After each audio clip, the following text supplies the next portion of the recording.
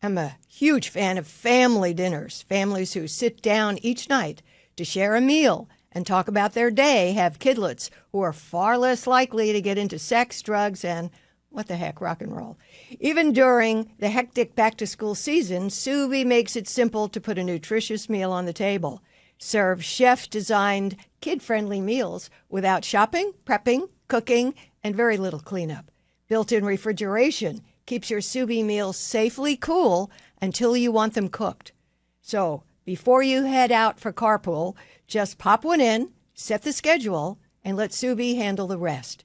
You can be at the soccer field while Suvi prepares your family's favorites. And that way you can discover why I've loved having Suvi as my partner in the kitchen for nearly 5 years. Save $129, plus get 16 free meals at Suvi.com/Dr. Laura. Bring home your own Suvi today. That's SUVIE.com/Dr. Laura. As long as you're alive, there's an infinite variety of people out there. So whatever changes you've made in your life, look for people who have similar current likes.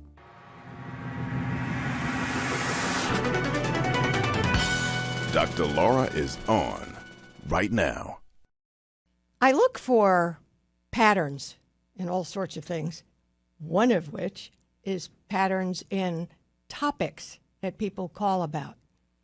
And one of the more painful ones seems to be when you have a friend, may not be a best friend, but it's a good friend, it's a frequent friend, it's somebody you communicate with a lot, you do some things with, you've had some history, a friend. And you're gone. Or maybe you'd rather make them be gone, but either which way, let's talk about you being dumped. You may or may not understand or accept the why. It doesn't matter. It hurts. It's like a death. I mean, having somebody close to you is a nice part of life. Makes you feel cared about, significant to somebody, happy, not alone. It's a good feeling.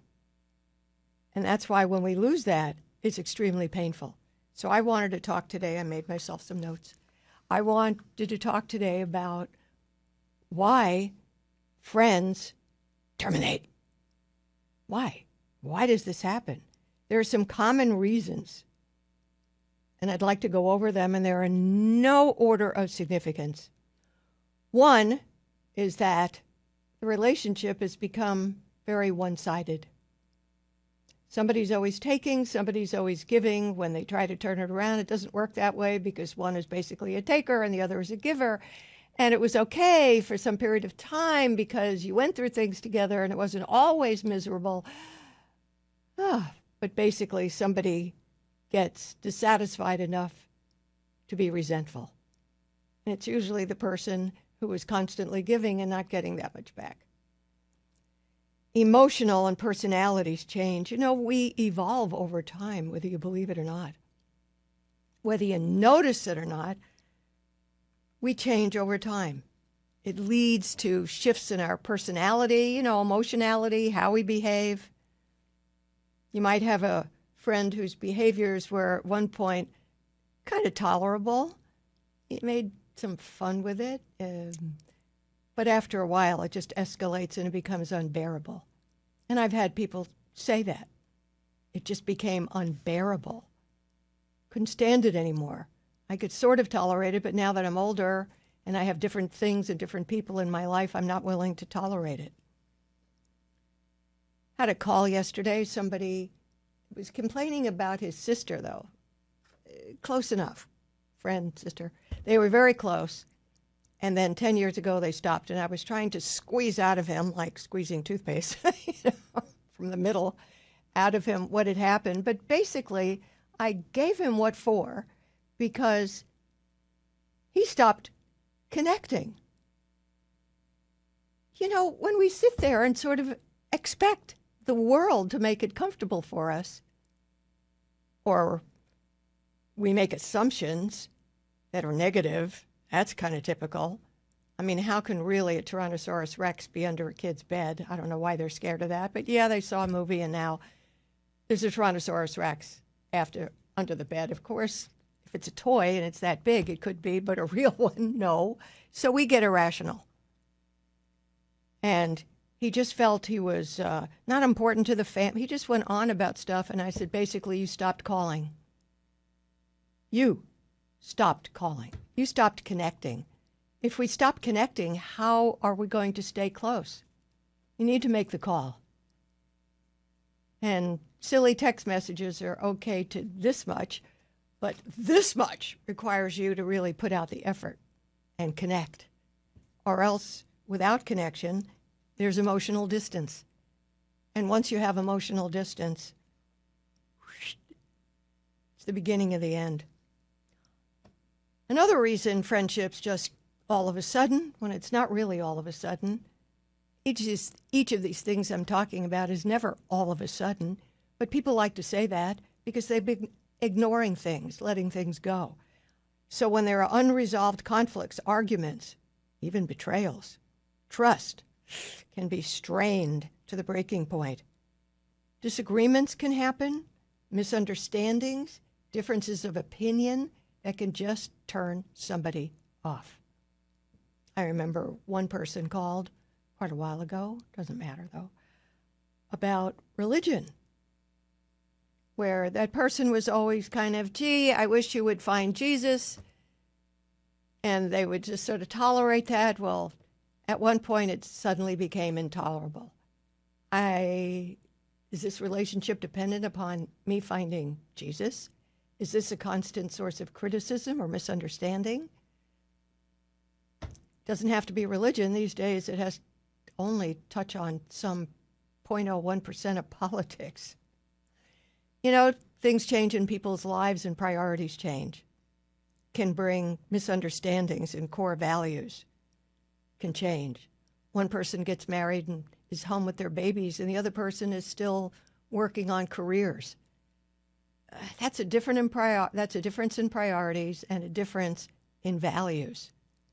And they can chip at each other.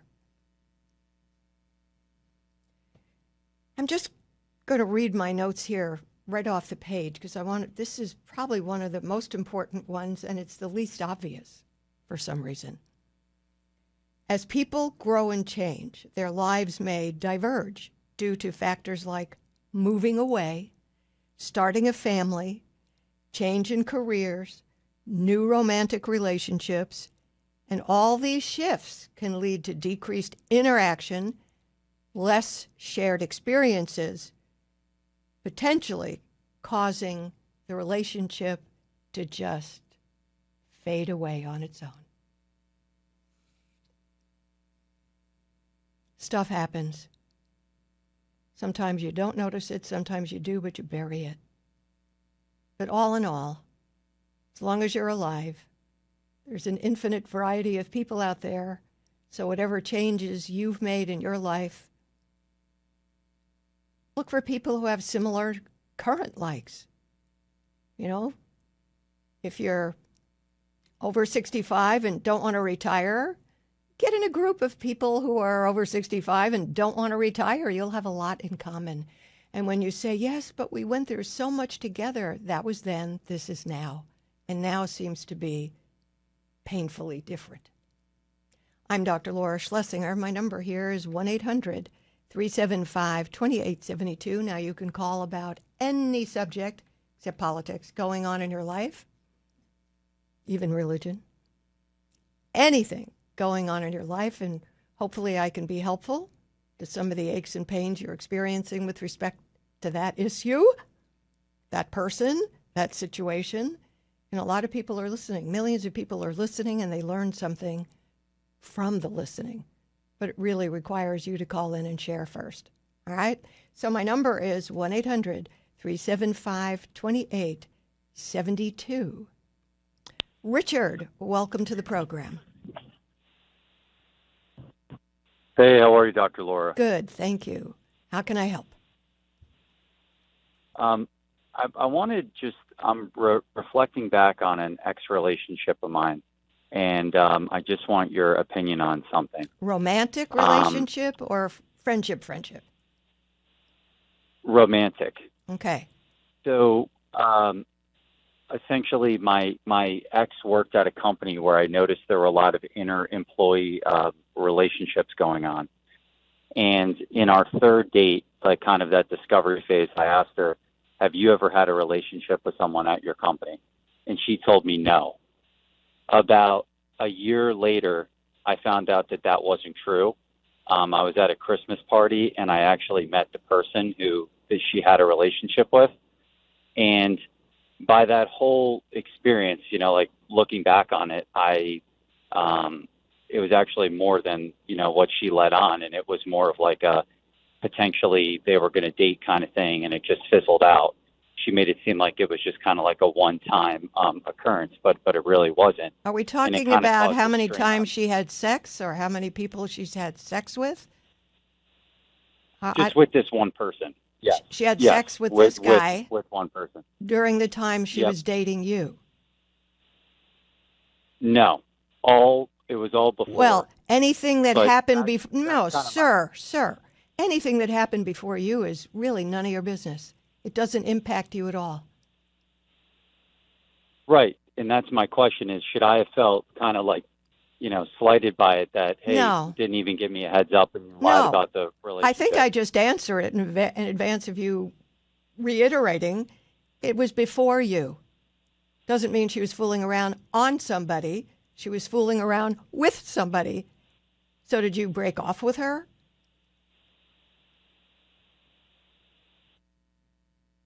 Did you break off with her? All right. I guess he thought we were done. My number, 1-800-3, that was strange.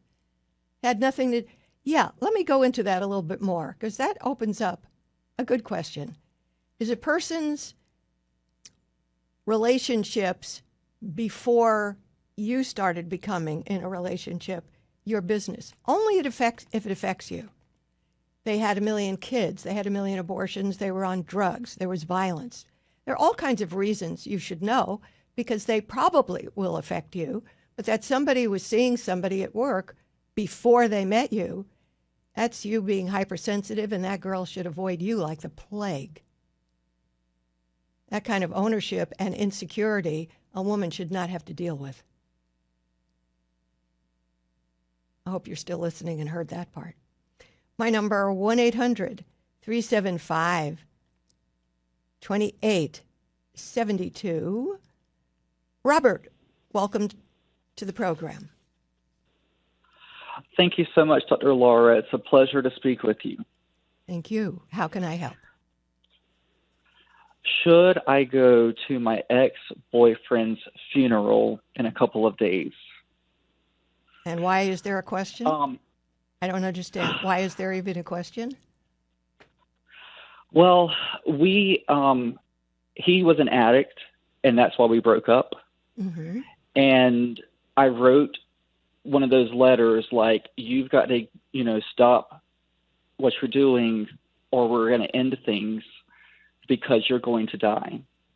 And he, I guess, showed the letter, to his family, to his friends, and they sent me text messages, Facebook messages. How can you write a letter like that saying someone's miserable and is going to die? And they all blocked me. And that was a couple of years ago. And now he's taken his life. And I'm afraid that they'll be upset if I go. Yeah, okay, that makes sense. No, you should not go. There's a lot of denial in the family and a lot of blaming you for telling the truth. This is their goodbye to that person, and you being there will disrupt that. So I don't think you should do that to them. That's what I was thinking too, and I was probably 90% sure, and I thought the thing that can get me to 100% is Dr. Laura hearing my story. Well, I think it was very smart of you to get rid of an addict. That never makes for a good partner. It was reasonable of you. Yeah, how's an addict a good partner? It was reasonable of you to tell him the truth and tell him the price of admission to stay in a relationship with you. And I'm very pleased with you for all those two. The third thing I'm pleased with you is you're considering the feelings from others. So when I put those three things together, you deserve a better guy than this. Come on. I really appreciate it. I want to take that to heart. Good. Thank you so much. You're a better catch than that. Come on. Don't throw it away. And you haven't even seen me. I don't care if you're cute. I seriously don't care if you're cute because you're gay, so that doesn't benefit me at all. But I don't know. Maybe I could be persuaded. go to your room. Thank you for your call. Okay. My number. In the past, women worked very hard to flip gay men and priests. Somehow it made them special. Okay, putting all that aside, we're going to take a break, come back with your calls at 1-800-375-2872. I'll be right back. Download the Dr. Laura Call of the Day and Dr. Laura's Deep Dive podcasts on my website, drlaura.com, the SiriusXM app, or wherever you listen to podcasts. My Dr. Laura listeners are loving what is my favorite skincare product, which is Vibriance Super C Serum. Carla wrote in saying, Vibriance has made a drastic improvement in my skin. Thank you, you're welcome, for bringing this amazing product to light. Vibriance Super C Serum is an all-in-one skincare serum made with the highest quality vitamin C, hyaluronic acid, and vitamins B5 and E. It's a complete line of skincare in just one bottle, replacing day creams, eye creams, night creams, neck creams, wrinkle creams, and dark spot reducers. That's why my travel-loving listener Valerie joked that since simplifying her skincare routine with Vibriance, her skin looks great and there's room for one more pair of shoes in my checked bag. Yeah, go to Vibriance.com/Dr. Laura to save up to 37% off, plus get free shipping. That's Vibriance, Vibriance, Vibriance.com/Dr. Laura. Yeah. Jan, welcome to the program. Thank you. You're Thank welcome. What's up? So I have a question. I have a 22-year-old daughter who's, very successful, had her job, lives in Chicago. Never really loved this boyfriend that she's dating, which I know, whatever. It was this mom's instinct at first, but came home this week to, come home for the holiday with a bunch of her friends, and the boyfriend is obviously up there. Got a call from her, and she was like, he's just not being nice, blah, blah. I'm like, you don't deserve that. If you're in a bad situation, I'm happy to come get you. Didn't really hear much back from her, but then got a text from her friend that was like, basically that she was saying like, let me see exactly how to. Why don't you read like, it, I've been ma'am? In abusive, Woohoo! Why don't you read it to read me? Yeah. Okay. Based off my experience growing up in an abusive house and seeing what I just saw firsthand that I saw tonight, I would strongly advise that she tries her hardest to get away from him. I know it won't be easy for her, but she has to. I would only because I see the way she changed immediately when he came up to her. I couldn't do anything. And while his aunt seems sincere to you on the phone, she just didn't get it. She just seems confused, and he is very intense enough that to overpower her. She ultimately wants. So personally, I would just come get her tonight so that she's safe. So in the middle of the night, I did go over there. I said, for today, let's, come with me. Let's talk about it. And, I'm happy, she's 22. Like, let's talk about it. We'll discuss it in the morning, and then you can decide what you think is best. Because obviously she's like, he's not hitting me. He's not doing this. He's just, she's making all kinds of excuses. Got up in the morning, and she's like, I think this girl's being dramatic. He's, I want to go back there. And basically, I mean, she's 22. I've given her a lot of advice. I had my cousin talk to her as a third party, just kind of like, is this really what you want for your life? This constant turmoil, this constant yelling, and nothing seemed to work. So my question is, as a mom, like, it's hard. It's been hard all week. Like, do you just lay low? Do you try to keep, what's a good plan of attack, I guess? You leave it alone now. It hurts me to say. Okay. You leave it alone. You've done as best you can. She's a foolish, weak woman. Maybe she'll grow up a bit. Maybe he has to put her in the hospital. I don't know what it's going to take. But there's nothing more you can do. You have to wait for something horrible to happen. Isn't that a cheerful thing for me to say? I know. No, don't say I just. I mean, like, don't. No. Stop talking. There's nothing more you can do. You have to wait for something horrible to happen. Okay. I don't need to hear I just care. I just want to fix this. There's nothing more you can do. Do you support in any way if she reaches out? Or, like, what do you do in that case? The reaching out is going to be a yo-yo. Oh, he was terrible. I want to come home. Okay. And you're going to say no. You're going to go to a battered women's shelter. You're not going to come home, have me feed you, get a good night's sleep, and then miss him and go back. If you're serious, right, then you have to go to a battered women's shelter, not your mother's home.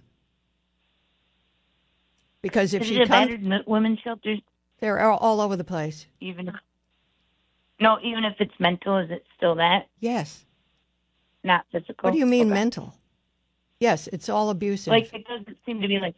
Well, first of all, I don't know if he's hitting her or not, and she'll lie through her teeth about it if he is. So if she says, I can't stand it, I want to come home, say, absolutely not.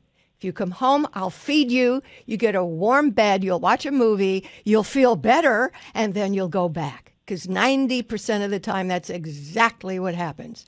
So if she really wants to take a step away, she'll have to go to a place to acknowledge. It's like going to AA, and you have to stand up there and acknowledge you're an alcoholic. You have to say it out loud before you can really face it. Mm-hmm. Otherwise, she's just annoyed. She wants to hurt his feelings by disappearing, and it's a game. And I don't want you to be involved in the game because you'll be frustrated because you actually will think you're helping, and you're not. Okay. So just let happen whatever's going to happen. That's correct. Okay. It's toughy, but I understand. It is tough, being a mother and watching your daughter be ridiculous. It's very tough. Mm-hmm. Yeah. All right. I will do that. That's why I wanted to know. I just never dealt with it before, so. Yeah, I know. She's not usually weak. That's the weirdest thing. I don't know what's going on. What a silly thing for you to say. Because she's with a strong, domineering guy. I don't care if she doesn't look weak at home or when she's playing pickleball. In a man-woman relationship, she's weak. Got it. All right. Okay, well, thank you. You're very welcome. My number, 1-800-375-2872. I'm going to take a break. Come back with your call. Download the Dr. Laura Call of the Day and Dr. Laura's Deep Dive podcasts on my website, drlaura.com, the SiriusXM app, or wherever you listen to podcasts. Hi there, I'm Stacy, Dr. Laura's content guide. Have you ever had a problem and wondered, what would Dr. Laura say? Well, I've been having some marriage problems lately. I'm no longer speaking to my family because they were mean to my wife. My husband says he doesn't feel a spark between us anymore, but I just don't know what to do. Struggling as a stay-at-home mom, dealing with a divorce, managing mother-in-law issues. Just tell Stacy and she'll recommend calls of the day, deep dive podcasts, and even YouTube videos. I'm seeing a strong theme in Dr. Laura's resources about dealing with family members who are disrespectful or unwelcoming towards a spouse. Which of those topics stand out to you? Really, I can't wait to hear how Stacy helps you. It's a brave new world. Join me on this journey, and let's make a difference together. Hello, Dr. Laura. It's an honor to be speaking with you. Thank you. What can I help you with? Well, I've been listening to you for a few years now, and I could really use your sage insight and advice. I am feeling what I think is burnout. Having started a new job, I was previously in a very demanding job in financial services, working in communications and public relations. And I did that for about 5 years. And it was the type of thing where I was commuting into the office, long commute, waking up early, getting home late, spending, nonstop days with meetings and lots of pressure. And I took a different job in a similar field, but really feeling like, it's a little bit of a step back. It's remote. My husband's remote also, which I'm so just grateful for. And he really encouraged me to do this because he saw how much the stress was really wearing on me from the previous job. The challenge I have is that it's much more of a kind of self-starting thing, and I've got a lot of experience in my field. It's like I know what to do. I find myself having a hard time getting motivated to operate at the level that I was operating at before. You tried to escape the level you were operating at before. You're having culture shock. You valued yourself very much by how you could function wonderfully in that insane environment, which I would not survive in for 10 minutes by your description. But you prided yourself by that. And you're not getting that kind of excitement and feedback because you're remote. You like the change in lifestyle, but honey, it's going to take you quite a while to adjust, if ever. At some point, you've got to accept that you made a switch based on a change in your values. And it seems like you may have not done that totally because you wanted to. No. Do you understand what I'm saying? You had adrenaline highs and feedback and interaction. You're not having the adrenaline highs, feedback, and interaction. You're mourning it. Yes. You're not burnt out. Yes. You were burned. You like to be burned. This is the opposite. You're not being burned, and it's hard to motivate yourself. It's a little depressing. This change is huge that you made. Look at the 3 issues I just brought up. You're so right. This is not exciting. You're not around people. Not the feedback. That is tough. This is a tough transition. You're not burned out at all. It's the opposite. You miss it. And this is a bit dull. And you may or may not adjust to it.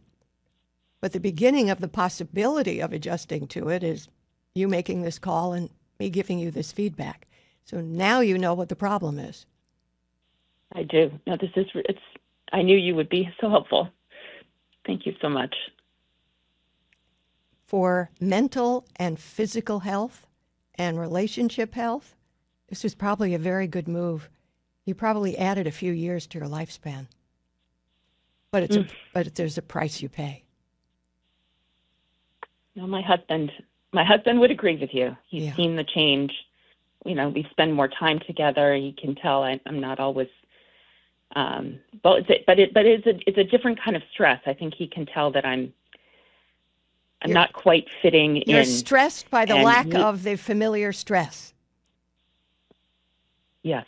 That's what's happening. It's called an adjustment. You haven't made it yet. And it hasn't. And it's only been three months, literally 90 days today. So. Okay. Teeny. You're going to have to be a little more patient with yourself. And if you're both home alone, sometimes I think you ought to jump him. I mean that. I mean that. Okay. That will help you with the adjustment. I promise you. Trust me on that. I do get to make him. I get to make him lunch, which is he really Good. appreciates. Next time I want you to be lunch. Oh my gosh. Mm-hmm. Think I of can't how wait to more tell him relaxed that. you'll be for the rest of the day. I'm not kidding. I mean this. I prescribe this. Okay. Okay. Trust your advice. Good. Thank you. You grab him, throw him on the bed, jump on him, and say, Dr. Laura made me do this. She said it was good for me. And how is it for you, honey? This is the part you're missing. This is the part you're missing. Thank you so much. You're very welcome, hon. Thank you. Really appreciate it. Have a good afternoon. I don't know if she fed him lunch yet. Marie, welcome to the program. Thank you, Dr. Laura, for speaking to me again. I appreciate your time. Of what did we speak before? Unfortunately, I was calling to talk to you how to get my husband to talk to me and to relate to me. And you had asked for a teeny bit of background, and I said he traveled a bunch and all this stuff. And you said, we're not going to continue the phone call until you hire a private eye. And I said, okay. And I owe you an apology, because when I hung up the phone, I thought, well, no way. So I stewed on it for 2 more weeks. I hired a private eye. $6,000 later, I found out that he had been having a relationship with a coworker for over 9 years. Whoa. Yeah. So I didn't know the extent of the years when I confronted him.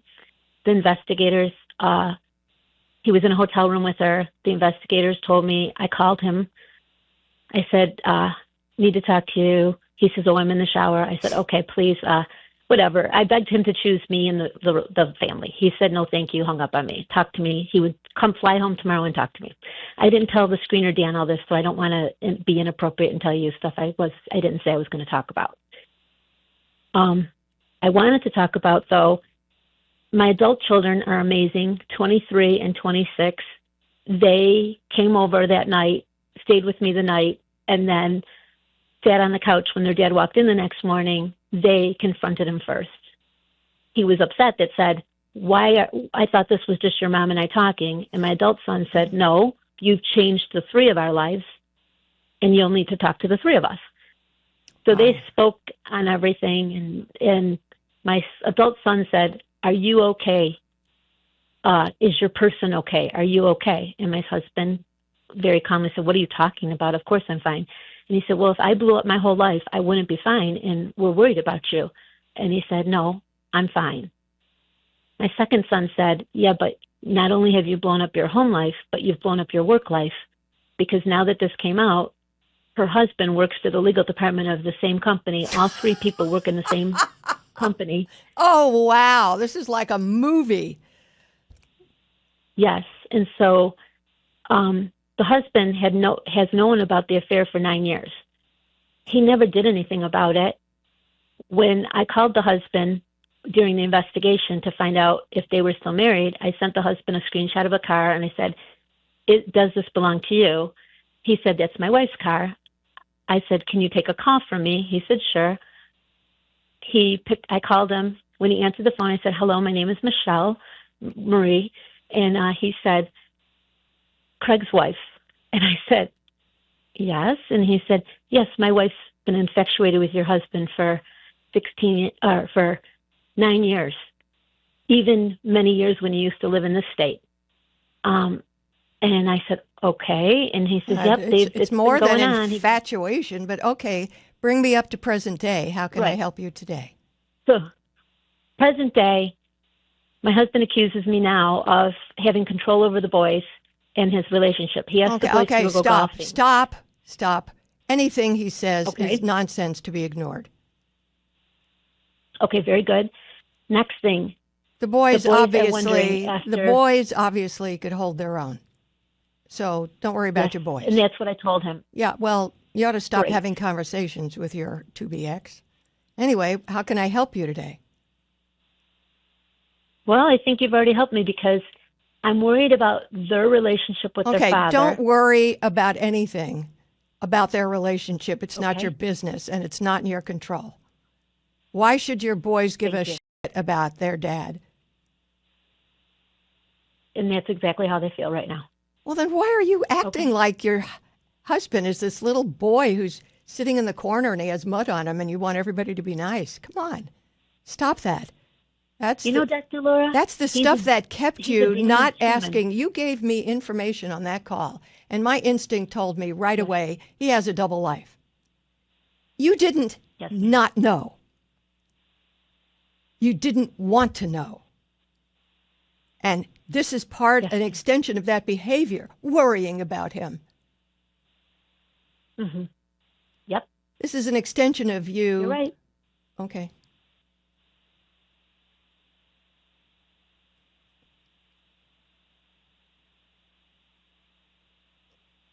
Anything else? I'm sorry, Jen. So it's an extension of me wanting him to still like me, right? Yes. Yeah. Okay, good. It's called Now denial. that we've established It's that. called denial. Mhm. If I'm protective and caretake and ignore all these things, maybe it'll all turn out okay and I won't have to face being alone for some period of time. You don't have to be alone forever. That's a choice.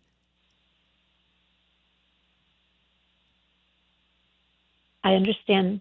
And I did file for the divorce, and I'm happy about the divorce, actually. I just am making stupid decisions, wanting him to think I'm a good person. That's the stupid part. Well, that's what kind of that's the kind of person woman is that? his kind of man looks for. Okay. No matter how much you step on her face, she's still going to be concerned about your shoes. Mm-hmm. So is there a clinical name for this?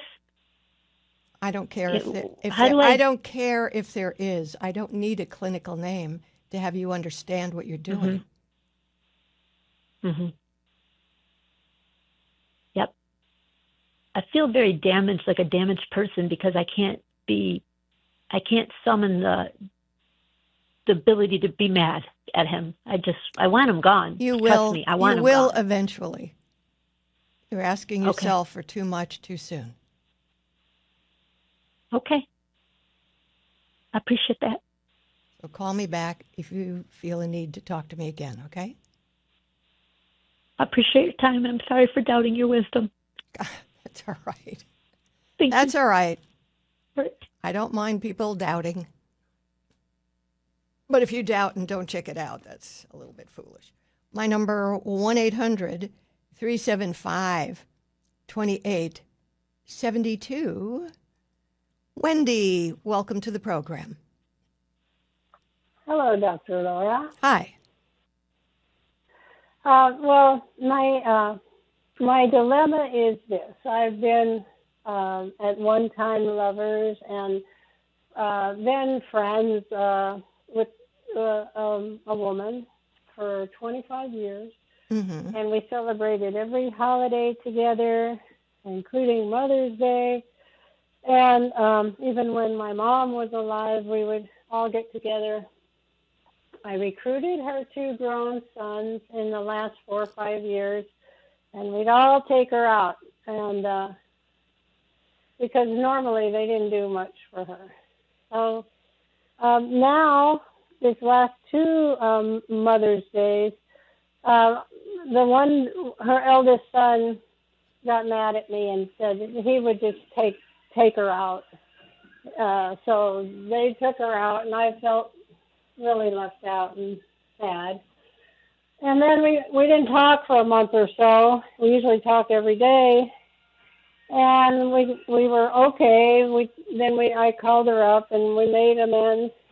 And the same thing happened this Mother's Day, where I said, well, what's going on? And she said, well, I'm not sure yet what they want to do. And so I said, well, I hope we're not going to go through that whole thing again.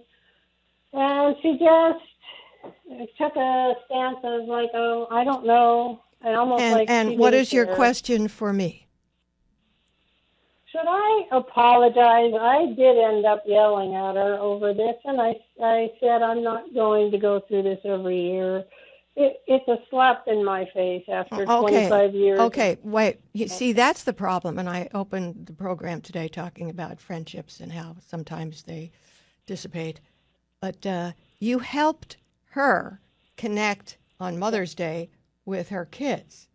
Now they want to connect on Mother's Day without you. If she has to make a choice, which she does, perhaps, she chooses them over you. But why couldn't she say, look, Wendy Because has been she's choosing my... her sons over you. Because But that's, why ma'am, couldn't it listen just- to me, listen to me. Okay. That's her priority. She's not trying to compromise. She has a priority. I know Why you're, does it have to be a ma'am, choice? I know, because people have priorities. And sometimes they change over time when things become more available.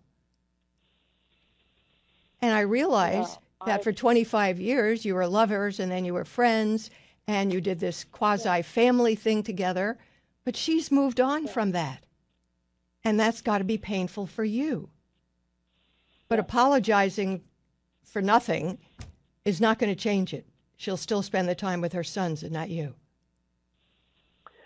Well, okay, then I will not be spending my holidays with her anymore. It's hurtful, I think but it's wise I don't of think you it's fair. to develop other friends. It has nothing to do with fair. Making choices about friends and family has nothing to do with fair. Has to do with if you what were in somebody... my shoes, you would But, feel ma'am, the I same way. said your feelings are hurt. I acknowledge that. Yeah. And you're likely not going to get it to change. So I think you ought to develop some other friendships that you do things with. I know it's very disappointing. It's a quarter of a century. But this happens. People I do. change and choose to move on in a different way. Well, And it's very sad, and I do appreciate that. But to say, if I were in your shoes, if I were in your shoes, my feelings would be hurt too. And that I'd have to accept that what I've had, I may not be able to have anymore. But I had it. Michael, welcome to the program. Thank you for taking the call. You're very welcome. How can I help? Well, I have a problem that goes back a while with my father passing away years ago. I'm 75, and before my dad died, he had a couple of gold rings, and he gave one to me and one to my brother. Well, it came up, I don't know, he kind of was going out on a date at the time, and he wanted one of his rings back or whatever, so he went over to my brother's house and asked him could he borrow it, just for the date. I don't know what the purpose was, but my brother said no, so my dad came to me, and I says, well, Dad, it's your ring, yeah, you take it back. So I gave it back to him, and he said, you'll get it back. So in the meantime, my dad passed away, and my dad was married and remarried, and his wife passed away. And this went on for a while, and all of a sudden my brother gets the call. This is what I'm hearing. He got a call, asked him if he wanted some of the things that my dad had. I didn't know these people very well, so they didn't call me. So he apparently, part of it was jewelry, which I knew was the ring, one of the rings. May I ask what your question is? Well, he has the ring, and he gave the Sir? ring to his son. Sir, Yes. you helped your dad when he needed help. You did a favor for Right. your dad, and that's his memory until he died, that you were the son that wasn't selfish. That's Right. more important than who has the gold. I'd like you to keep that in mind. Download the Dr. Laura Call of the Day and Dr. Laura's Deep Dive podcasts on my website, drlaura.com, the SiriusXM app, or wherever you listen to podcasts.